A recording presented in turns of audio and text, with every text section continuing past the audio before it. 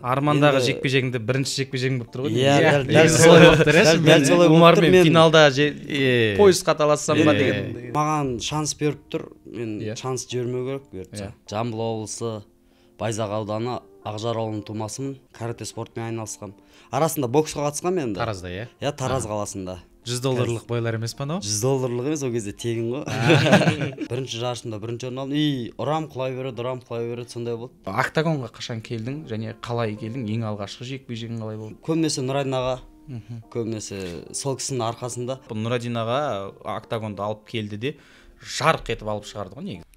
Сәлем достар, сіздермен Париматч Қазақстан YouTube каналының жүргізушісі Әлімжан Тасболатұлы. Бізде бүгін өте ерекше шығарылым, себебі біздің қонағымыз бүгін өте ерекше жан.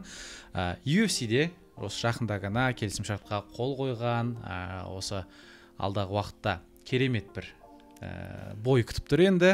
Жақында анонсы болды. UFC-дің су жаңа жауынгері Бекзат Әлмахан, қош келдің, Бекзат. Және Спорт Плюс Қазақстан телеарнасының комментаторы Айбек Сайлау. Қош келдіңдер жігіттер. Көңіл күй қалай? Бірінші содан бастайық. Ассалаумағалейкум баршаңызға. Көңіл күй жақсы. Жақсы. Бәрі жақсы. Айбек, өзіңде қалай көңіл күй? Өте тамаша. Рахмет шақырғандарыңызға. Жалпы менің білуім бойынша ережесіз жекпе-жекке арналған бір жеке дара выпуск болайын деп. Жеке дара шығарылым, және ол шығарылымға арнайы осы Бекзатқа арналады. Жалпы Бекзаттың аздап өмір жолына тоқтала кетеміз. Сосын қазіргі дайындығы туралы сұраймыз. Алдағы уақытта төбелесіңе енді барлық геймпланды ашпақ қойсақ та, бір-екі секреттермен бөлісіп қойсаң. Енді бізде таза қазақша выпуск болғандықтан, енді оны көп адам зерттей қояды деп ойламаймыз. Бір өзіміздің аудиторияға, яғни Бекзат секілді қазір қаншама қазақтың баласы спортпен айналысып жүрген UFC төрінде өнер көрсетсем дегеннің айқын дәлелін жасап жатқан спортшылардың бірінің бірегейі. Қарапайым өзінің туып өскен ауылынан шығып, ережесіз жекпе-жекпен айналысып, және октагон төрінде өнер көрсетіп, октагоннан тікелей UFC-ге жолдама алған жігіттердің бірі. Бекзат, жалпы қош келіп жатсың. Енді өмір баяның туралы білгісі келеді біздің көп көрермен. Сондықтан саған арналған шығарылым болғандықтан өзің туралы ақпараттар берсең, жастайыңнан базаң қандай болды, ең алғашқы спортың және спортқа келуіңе кім себепкер болды, сол жайлы айтсаң. Мен өзім Жамбыл облысы Байзақ ауданы Ақжар ауылының тумасымын. Тараз қаласында 2-ші микрорайонда 38-ші мектепте оқығам. Сонда өскем, сол Тараз қаласында өскем. Содан кейін оқу бітіргеннен кейін осы Алматыға келіп, спорт және туризм академиясына оқуға түскелі ММА-мен айналысып келе жатырмын. Жалпы ең алғашқы спортым карате болады. Алғашқы бапкерім Абуов Бақытжан. Сол кісіде 11-ші сыныпқа дейін карате спортымен айналысқам. Арасында боксқа қатысқам енді. Таразда, иә? Иә, Тараз қаласында. Основном спортты сол Таразда бастадым. Ең бірінші спортқа өзім әкем алып барған. Алып барғанда қалай барыңдар деді, әкеміздің арқасында. Сонымен ең бірінші көбінесе маған тәлім тәрбие берген алғашқы тренерім Бақытжан ағай. Сол кісінің тәлім тәрбиесімен енді 11-ші сыныпқа дейін полный қарап, не істеп өсірді. Одан кейін міне жекпе-жекке келдім. Қазіргі таңда Дәнеш Дүнгенбаев ағайдың қол астындамыз. Сол кісінің арқасында осындай дәрежеге жетіп жатырмыз, Дәнеш ағайдың арқасында. Жаңа Айбек, сен айтпақшы қателеспесем, осы кісінің ерекше рекорды бар, иә? Сол туралы айта кетсең. Дәнеш Дүнгенбаев деген енді қазақ ММА-ындағы ерекше аңызға айналған азаматтың бірі, себебі 82-0 деген рекорд. Енді ол заманда рекорд тіркеп, болмаса официально жазып жүретіндей жоқ қой. Және ол кісі салмақ дәрежесін таңдамаған. Бұрынғыдай қазіргі бір қатып қалған қағида 61 келі болса 61 келі ровно болып шығу керек. Ол кезде ол кісі өзінен де ірі денелі жігіттермен де шығып, сондай жетістікке жеткен спортшылардың бірі, енді бірі білсе, бірі білмейтін шығар. Ол кісі туралы да енді бір жеке выпускты бұйырса, батырға оң солы бір дегеннің нағыз айқын көрінісі де, ше? Бекзат, жалпы каратеден айналыстым дедің. Каратеден жеткен жетістігің 11-ші классқа дейін, сыныпқа дейін қатыстың? Каратеден енді КМС орындадық, черный пояс болдым. Международный біраз турнирлерді ұттым. Бірақ каратеден негізі результатын жақсы етін. Бірақ каратеден кішкене спонсорлар болмады. Бәрін қинайтын. Бір жағынан өзім бір төбелеске жақын болдым бала кезден. Бір жерге алып төбелескім келіп тұратын анда. Енді карате бізде бесконтактный бой ғой. Бесконтактный бой, очкоға жұмыс жасайсың. Одан кейін уже боксқа қашан келдің сонда? боксқа мен енді арасында қатыстым. Бокс пен каратені екеуін бірге алып жүрмекші көше болдым. алып келді дегендей. Бірақ енді екеуін бірге алып жүрген қиын болды маған. Азында боксқа барам, кешке каратеге барам, сөйтіп қатысып жүрдім. Бірақ аяқ жағында өзім каратені таңдадым. Тренерлер ұрысты. Екі спортқа қиын олай барған. Екі кеменің басын ұстаған. Мен каратемен қатыстым. Аха. Енді тағы мынандай сұрақ, жалпы спорт туризмге түстің дедің. Карате ол мектеп кезінде оның бәрі жасөспірімдер едің ғой, ол кезде жас бала, жеткіншек едің. Осы профессионалды түрде ММА-ға, октагонға келуіңе не себеп болды сенің?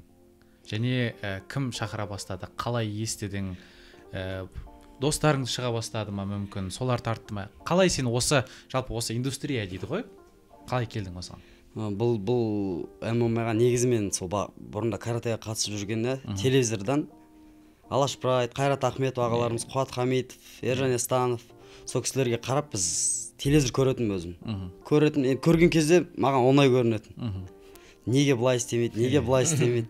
Сонымен қарап жүріп 10-шы сыныбым, бірақ жекпе-жекке қатысып көрмегем. Мен өзім досым Дима деген досым болатын, каратеге бірге қатысатын. Сол жігіт хабарласты, осындай бір шуда бір жекпе-жек болайын деп жатыр екен. Мектеп кезінде басталған. Мектеп кезде ғой, сол 10-шы сыныбымда, ол 2014 жыл. $100 бойлар емес па мынау? $100 емес, ол кезде тегін ғой. Ол кезде 18-ге толмаған ғой, ол кезде жекпе-жек, ұлттық спорт түрі жекпе-жек. Бірақ мен қатысып көрмегем, сол кезде Шу қаласына бірінші рет өзімнің тренировкаммен, өзімнің бар нәрсемен барам. Жан-жақтан естеймін, барып сол жерге бір төбелесіп көрем, бірінші бойымда төбелесем. Сөйтіп бір 2 рет төбелестім ғой. Өзімнің тренировкаммен, каратедегі тренировкаммен, ММА-ның тренировкасын жасамайшы. Сонымен Алматыға сөйтіп жекпе-жекке келем деп, именно қатысам деп келдім да, жекпе-жекке Алматыға. Сол үшін ауысып келгем. База қосу керек өйткені күрес бар, грэпплинг деген сияқты не қосу керек. Сол жаңа екеуін жеңдің. Екеуін жеңдім, 2 жарыс жеңдім. Біреуінде 2-ші орын алдым, біреуінде ничья беріп, 2 бой жасағам ғой. Түсінікті. Сосын Алматыға келдің. ММА-дан Алматыға келдің. Ең алғашқы жекпе-жегің енді ұмытпайтын шығарсың, қай жақтан шықтың, қалай шықтың, кіммен шықтың деген сияқты дүниелер бар ғой. Көшедегі төбелестер емес былай. Ең алғаш жекпе-жек осы Горд болды, Горд ММА. Ол кезде мен андай енді бала кезде салмақ қарамаймыз, кішкене психологический неміз ғой, білмейміз, шығарады, шыққан адаммен шыға береміз. Бірінші жарысымда бірінші орын алдым, ұрам құлай береді, сондай болды. Негізі айтып отқанымыз 18 жасында ғой. Ударник деп айттық қой, базасы ударник. Сондықтан ана боксқа барып жүрген кезде бір иығын беріп жүргені шын мәнісінде соққысының қатты бір жойқын болғаны ғой. Сол сәтте енді Арман Ашимовтердің де дүркіреп тұрған кезі ғой. Сол кез, именно.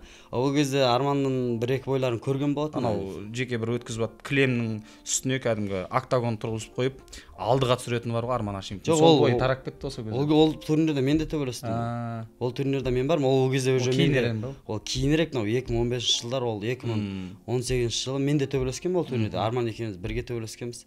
Ол 57-те төбелесті, мен 61-де төбелескен болатын.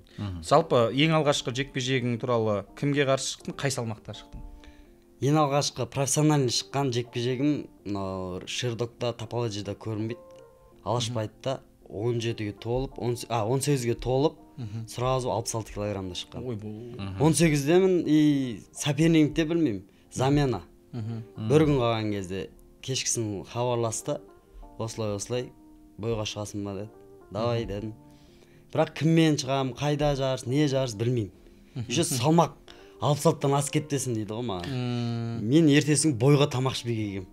Салмағым 66-тан асып кетпеу керек деп. Тамақ ішкем ғой енді, көп ішпей келгем. Келсем салмағымды өлшемейді. Сонымен Алашбайда төбелескем 66-та. Үлкен жігітпен. Ол бой ютубта да бар, көрсеңіздер. Біраз кейбіреулер бар ғой, ютубта да тұр.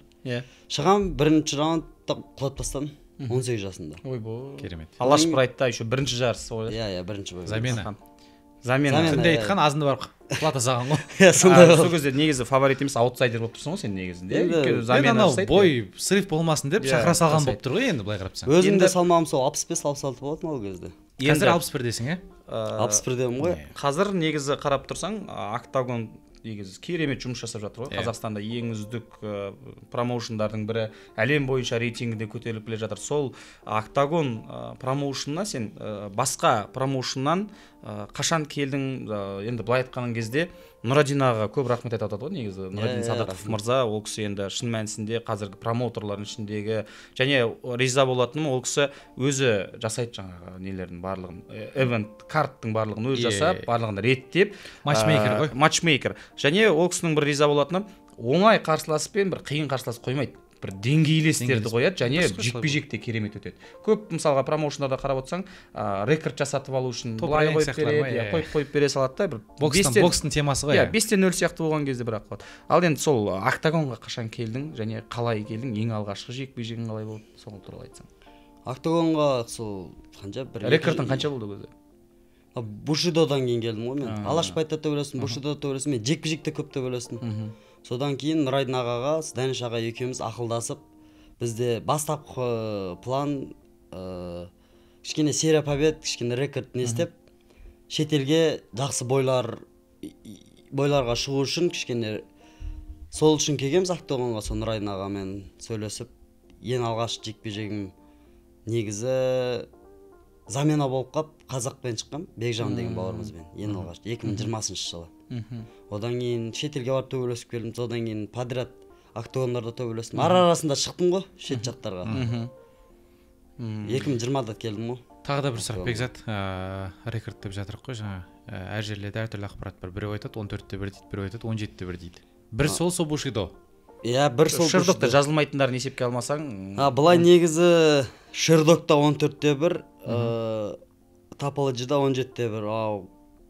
Топологиядағы кейбір жекпе-жектерді алып тастаған, ана крем үстіне төбелескеннен кейін. Бірақ ертең UFC-ге сен 14-1. Ол жағын білмедім. UFC Топологияға қарай ма, Шердокқа қарай ма, ол жағын білмедім. Бірақ сол бір саналып кетеді яқты. Жалпы промоутері қалай келіседі, қалай ақпарат береді, соған байланысты. Түсінікті. Қазіргі таңда өзіңнің жеке былай айтқан кезде агентің жұмыс жасап жүрген, өзіңнің жалпы медиаңды көтеру үшін, жалпы жекпе-жектерді таңдап беру үшін жұмыс жасап жатқан кісілер туралы айтып берсең.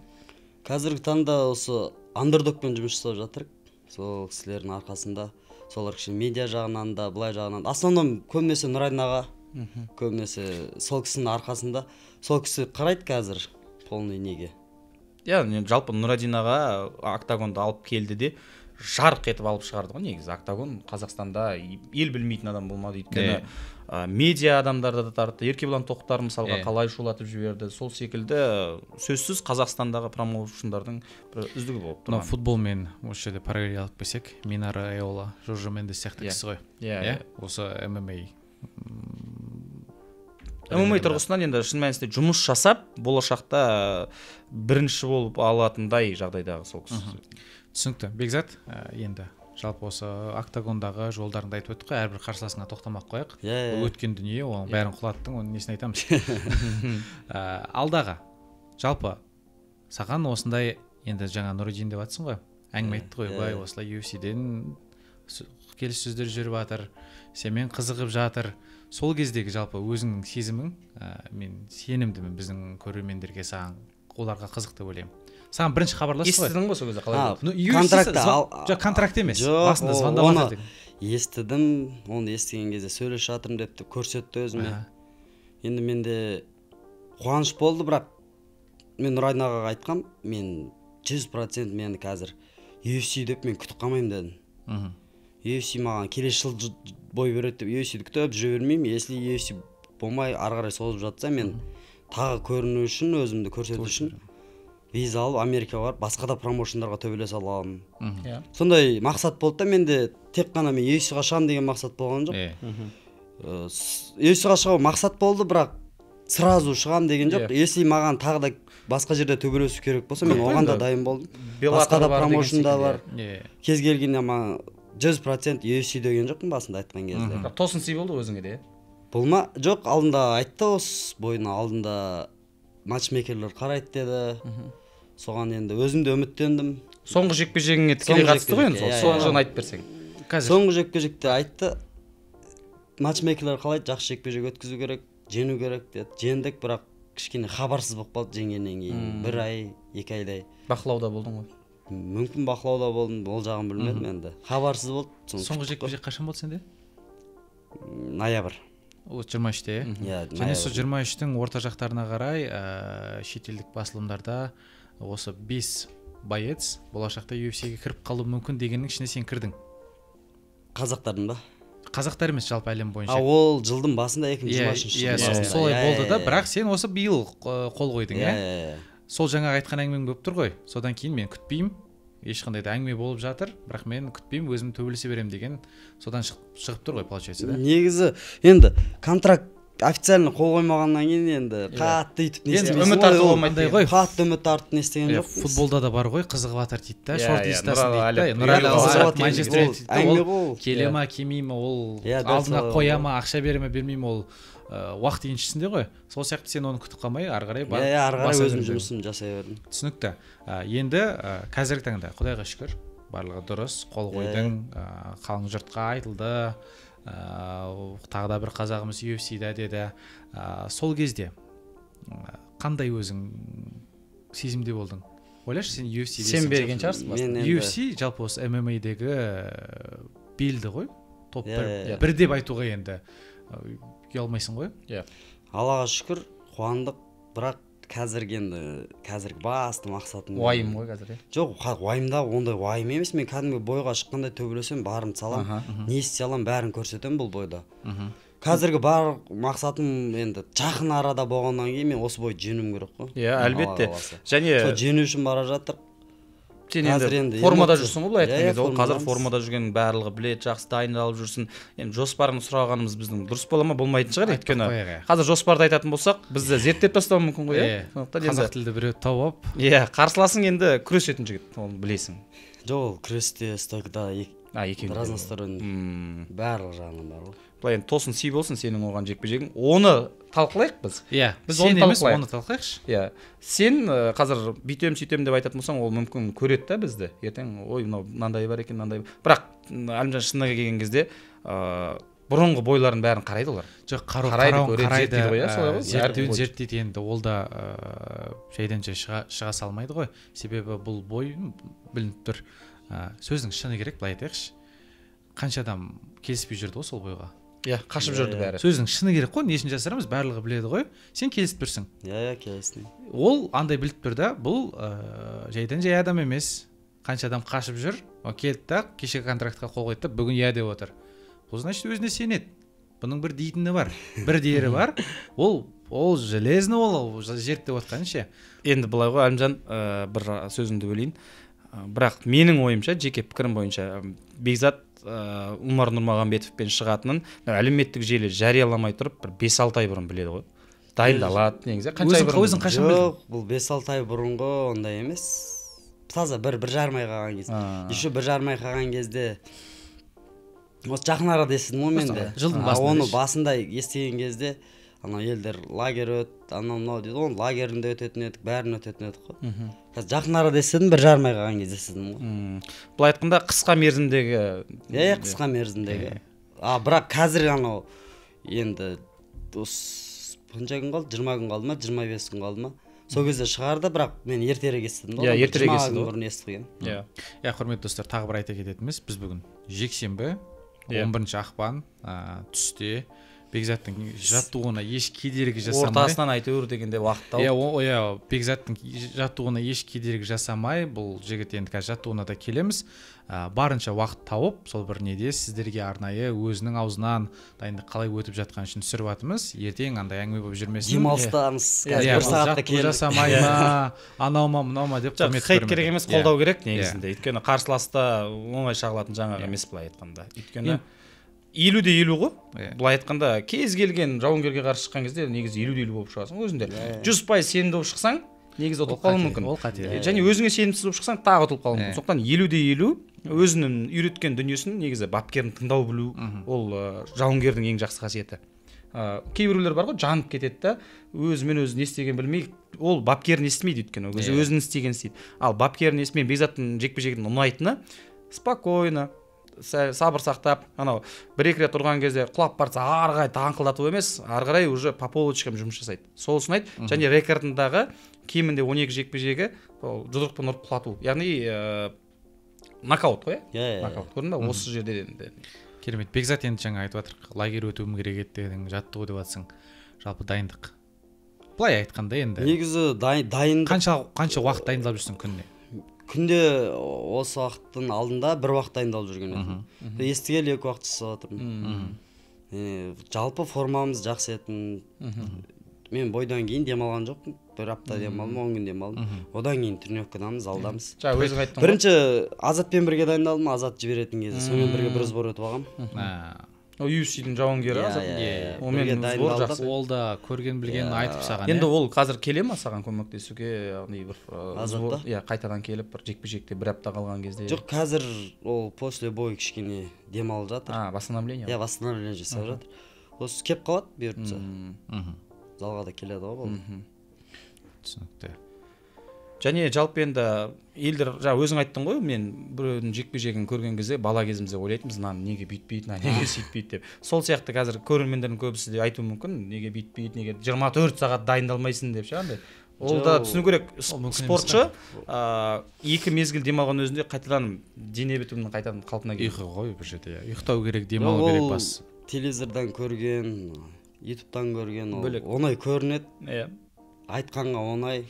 Ол үшін оны сезіну үшін сендер де сезіне алмайсыңдар. Ол үшін оны төбелесіп көру керек та. 8-ның ішіне шығып, бір төбелесіп көрген адам ғана біледі та. Бұл боецтер біледі, спортсмендер түсінеді. Оны сыртынан қарап түсіну өте қиын. Қиын негізі. Әлбетте қиын. Әркім өзінің жолы. Әр қоян сойса да қасапшы сойсын дейді ғой негізінде. Сол қасапшы өзің болып тұрсың ғой айтқанда қазір. Бізде енді футбол матчын жүргізу, осындай матч және көрерменді және қонағымызды әңгімеге тарту біздің ісіміз болса, ал жекпе-жекте дәл сондай ғой, өзіңнің үйренген, машықтанған деген істейсің. Енді Бекзат жаңа 20 күн дедің, өзің тағы бір сол жалпы төбелестің, қай күні, қай жерде өтетін туралы айта кетсең, енді өз аузыңнан. Алла қаласа 2-сінен 3-не қараған түні таңда біздің сағатпен түнгі 3-те басталады ау турнир. Сен Лас-Вегаста болады. Лас-Вегаста. Қай аренада? Ол жағын білмедім. Ол жағын білмедім, бай. Нақты. Сол бұрынғы болып жүрген жерінде ғой. Және карт әлі шықты ма, шықпады ма? Карт негізі былай Тапологида тұрды карт. Бізді қойды ма, әлі қоймады ма белгісіз. Сен бастапқы жекпе-жекте шымылдығын ашасың ба, жоқ әлде? Мен нақты белгісіз көрмедім өзім. Мейн карт, мейн event деген дүние болады ғой. Ол жағын көрмедім. Енді қарсыласың мықты болған ескеретін болсақ, бірінші жекпе-жекте шығармайды сен. Бірінші жекпе ортасына қояды шығар. Бірінші жекпе-жек болмайды шығар. Енді тағы да мынандай әңгіме болып қалуы мүмкін. Жалпы жаңа диванда отырып экранның ар жағында көптеген әңгімелер бола береді ғой. Бұл неге 20 күн қасып бұл жерде отыр, неғып кетпеді деген дүниеге де жауап беріп кетсең, жаңа өзіміз түсірілімге дейін әңгімелесіп қалдық қой. Сол туралы мәселе туралы өзің толыққанды жауап бер. Бізде білеміз, бізде ерте естідік, бізде кеткіміз келіп жатыр. Мысалы, ертерек бір ай бұрын жатып, сояқта тренировка істегіміз келеді, сбор өткіміз келеді. Қазіргі таңда визамен мен әлі виза алмадым. Бұйыртса жақын арада Алла қаласа алып қаламыз.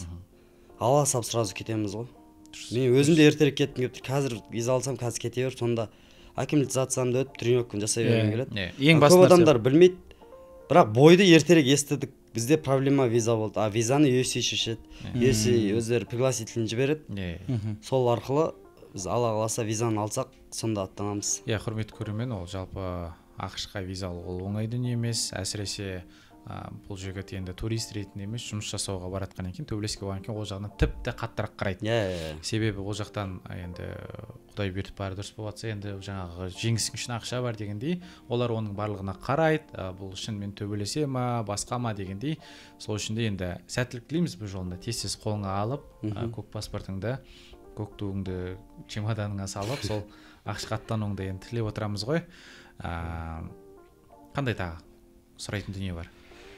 Енді жалпы барлығы түсінікті. Енді бекзатта біздің мақсатымыз халықпен етене жақын таныстыру, және ертең UFC-ге шыққаннан кейін массаған бұл кім, ол не деген сұрақ туындамас үшін өзіміздің батырларды халықтың алдында насихаттау.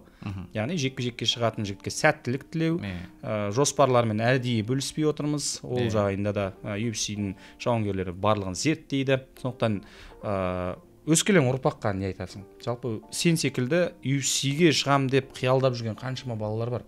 Жекпе-жекте жүрген. Енді ең бірінші мақсат, алдыға мақсат қоя білсе, сол мақсатқа жету үшін бар ынтасымен алдыда тұрған неше түрлі шығады алдыдан. Сынбау керек, алдыға ұмтыла беру керек. Алла қаласа бәрі жақсы болады. Еңбек ету керек. Мен енді спорттық жағынан айтып жатырмын, спорттық жағынан. Енді басқа өмірлік тәрбиелер енді ол бөлек.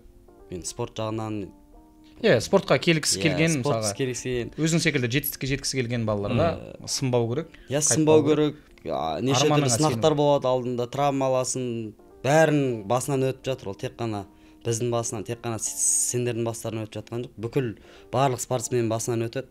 Содан сынбай өтсе бәрі болады ғой. Осы жасөспірім деп қалдық, соны әрі қарай осы Айбектің сұрағын жалғастырып кетсем, өзің енді қазір қателеспесем жасың 26-та. 20. Енді көптеген балалар өсіп келе жатыр, 18 болсын, 20 болсын, інілерің ғой. Сөздің шыны керегінде барлығын бірге араласып жүрсіңдер, бір залда жаттығу жасап жүрсіңдер. Кімді атап өтер едің? Осы бала әлі көресіңдер жарады дейтін. Болашақта негізі жас балалардың арасына айтатын болсам қазір. Олар да енді ойлашы, мысалға мен бір боец болсам, маған UFC-дің боец айтып отса, Айжан болашақта көш, Айрат десе мен өзіміздің залда қазір тұра сап тренировкаға кетіп қалатынмын да. Көп адамдар танымайды. Абай Жалал деген өзіміздің ініміз. Алла қаласа жақын арада осы 16 күн октагонда бойын өткізеді. Сіздер танымайтын шығарсыздар, ол жігіт уже 3 бой жасады. Алла қаласа 61 килограммға шығады. Жақсы енді үміт күтіп отыр. Ағайдың өзі үміт күтіп отыр. Бұйыртса жақсы өнер көрсетіп, жастардың арасынан осы жігіт бұйыртса келеді, Алла қаласа. Ал Данеш ағайдың өзінің ұлы ше? Өзінің ұлы енді по любителям ғой, әлі опыт керек. Бұйыртса ол жігітте тренировка істесе бәрі болады ғой. Енді ағайға тартса 85-нелде, 83-нелде болады, Алла қаласа. Керемет. Өзіне байланысты ғой бәрі. Тағы мынандай сұрақ Бекзат. Жалпы енді жалпы ұнатпаймыз ғой алдыға қарай қатты болжағанда, бірақ тілейміз, бәріміз қалаймыз осы Омарға қарсы бой жақсы нәтижемен аяқталып, сен жеңімпаз болып, сол жалпы әлемге өзіңнің кім екеніңді қазақтан көк туын желбіретіп болғаннан кейін кіммен өзің сол дивизионда қалар едің? Ол кезде жеңіп алсақ топ-10-дағы енді мен сенімдім, сен мынау деп шетіп айта алатының. Кез келгенімен шығуға дайын боламыз бұйыртса. Өзің главный осы мен үшін енді өзім бұрыннан UFC қарағаннан армандағы жекпе-жегіңді бірінші жекпе-жегің болып тұр ғой. Дәл солай болып тұр. Омармен финалда поясқа талассам ба деген. Өзім елдер айтады, білем, мықты жігіт, барлық жағынан мықты. Өзім былай 61 килограммда ең мықты жауынгер кім деп маған сұрақ қойған кезде мен айтатынмын, Омар Нұрмағамбет дейтін. Өзім солай айтатын. Білем, елдер айтып жатыр. Жақсы жауынгер дейді. Маған шанс беріп тұр, мен шанс жібермеу керек бұйыртса. Түсінікті. Яғни сен жаңағыдай мен де мешок емеспін. Ол түсінікті. Және де бұл ММА. Соны түсін, бұл бокс емес, бұл басқа нәрсе емес. Басқа жерлерде енді шанс болмай қалуы мүмкін, басқа спорттарда. Бұнда бәрі ма? Бұнда бәрі болуы мүмкін. Енді мынандай тағы сұрақ. Омарды білеміз, Хабибтің інісі екен. Сол жаңағы әкесінің салып кеткен жолымен жүріп келе жатқан Омар. Сол Хабиб сияқты аңыз ғой енді, Хабиб сөзінің ішінде. Аңыз жауынгер ма, әлде сол ағасының атымен бүйтіп келе жатқан адам ба? Жоқ, жақсы жауынгер, мойындау керек. Ағасының атымен олай деп айтатын жауынгер емес. Жақсы жауынгер былай. Ол ағасының аты, ол ағасы өзінің атын шығарды ғой, бұл өзі төбелесіп келе жатқан жақсы жауынгерлердің бірі. Енді бір жағынан фамилиясы да бар енді, ағасында несі бар енді. Одан кейін жақсы протез танылады. Бірінші соны ойлайды ғой енді. Нұрмағамбет кім, Хабибтің інісі ма дейді? Десе, қызық кетесің ғой. Жалпы меніңше сенің жекпе-жегіңе толыққанды осы 18 миллион қазақ болатын болса, қазақстандықтар, соның бір 10 миллионы тұрып көреді ғой негізі. Өйткені бірінші сенің жекпе-жегің, екінші сенің кіммен шығатының, сол маңызды болып тұр. Және Қазақстан емес, жалпы осы жаңа бой вечера дейді ғой. Жекпе-жектің ең үздік жекпе-жек. Иә, бой вечерадан кейінгі елдің бәрі қарайтын осы сендердің бойларың болады. Және жаңа айтқандай үздік дегенде бар ғой, оған бір. Иә. Призовой берілетін ше. Сол жағынан да енді не болса да ол ақша. Ақша, жаңағы ол не, ол барлығы екінші, үшінші планға кетсін. Бастысы сенің дайындығың, настройың, өзіңе деген сенімділігің, сол бойға жеңіп шығуың, Құдай қаласа барлығымыз тілектеспіз. Мен енді шынымды айтайын, мен негізі футболды қатты жақсы көріп, футболды бір енді эксперт ретінде жүрміз ғой, жұмыс жасап. Бірақ осы ойға мен тұрам, керек болса ұйықтамайым, көрем, қолдайым, барынша өз атымнан саған сәттілік тілеймін. Рахмет. Бұл жерде енді бастысы өзің кім екеніңді көрсету ғой. Және біздің құрметті көрермендер де көріп отырсыздар, өзіміздің қарапайым қазақтың баласы ешқандай да бір артық кетіп отқаны, артық сөйлеп отқаны, немесе бір сөздің шыны керек. Мен өзім бүгін танысып отырмын, бір кісілігі де ештеңе көрініп отқан жоқ. Өзіміз күнде бір араласып жүрген жігіттей бірден әңгімелесіп кеттік, бірден сөйлесіп кеттік. Сол үшін де осындай біздің қазақ бауырларымызды, қазақ жауынгерлерін қолдаңыздар, барынша қараңыздар жолын жүріп өткен, комментарийлер болсын дұрыс жағынан жазыңыздар. Себебі оның барлығы адамға сенім береді, адамға мотивация береді. Және андайда арқаңда күш тұрғаннан кейін сен не жырып өтуге дайынсың. Енді бұрын елің тіреп тұрса, елің тіреп тұрса, бір аңыз болған екен, бұрын бір батыр болғанда ешқашан жауға шапқан кезде ешқашан жеңілмеген екен. Содан сұраған ғой, сенің феноменің неде? Сен қалай сонда, сен может бірдеңке жейсің ба, бірде дайындаласың ба деген. Ол кезде қылышпен неғып жүрген дәуірлер ғой. Сөйтіп айтады екен, менің арт жағым, тылым дейді ғой, соған мен сенімдімін. Мен ар жақта сенімді болып, мен үйімде не отқан, үйімде не отқанын, жаңа елім бәрі жұртым сеніп тұрса, мен тек қана алға шабамын деген дүниеде. Сол сияқты барынша Бекзат қолдаймын. Мен соған шақырам. Бекзат, тағы да келгеніңе рахмет. Енді сұрағымыз келген сұрақты, көрерменнің көкейінде жүрген сұраққа жауап бердік деп ойлаймыз. Құдай қаласа қоя беріңдер, айтып алайын деп. Жоқ, Құдай қаласа. Қазір андай болып тұр да, сенің де көп уақытыңды алғымыз келіп тұрған жоқ. Бір жағынан да тірлікті жасамай айтып та көп сөйлейді. Сол нәрсе бар да. Құдай қаласа бұйыртса. Барлығы дұрысынан болсын, біз қалаған сосын 2 сағат отырып басып сөйлесеміз. Ананы айтамыз, мынаны айтамыз. Дайындығың, изучение. Мен де қазір ол туралы, сен туралы көп аштырғым келіп жатқан жоқ. Дұрыс. Мүмкін көріп қалатын шығар. Қанша бойыңды қарағанмен, мүмкін сен басқа бір дүние дайындап жатқан шығарсың да. Оны қазір ашқым келіп жатқан жоқ. Сол үшін де осылай. Және біздің көрермендердің барлығы біледі ғой, жекпе-жектің алдында көп сөйлегенді ұнатпайды. Және Бекзатпен таныстырдық, туған жерін, елін, базасын, барлық жекпе-жектерін айтып өттік. Сәттілік ең бастысы, құрметті қазақ елі, Бекзатқа сәттілік және қолдау білдірейік. Осы дүние үшін сізді алдын ала шақырып жатырмыз. Рахмет. Сол Бекзат тағы да сәттілік тілейміз. Рахмет. Тек қана жеңіспен, Құдай қаласа оралып, осы жерде тағы бір отырып әңгімелесек, одан кейін мен жеңіп келдім, брат, келмеймін деп айтайын.